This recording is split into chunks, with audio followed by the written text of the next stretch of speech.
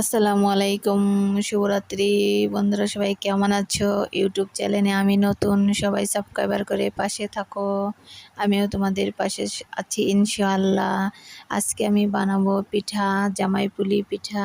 দেখো গ্রামে মাটির চুলায় অসাধারণ পিঠা তৈরি হচ্ছে। দেখতে যেমন সুন্দর, এটা খেতেও তেমনই লোভনীয়। খুবই মুচমুচে হয়, সুন্দর দেখতে, অনেক ভালো লাগে খেতে।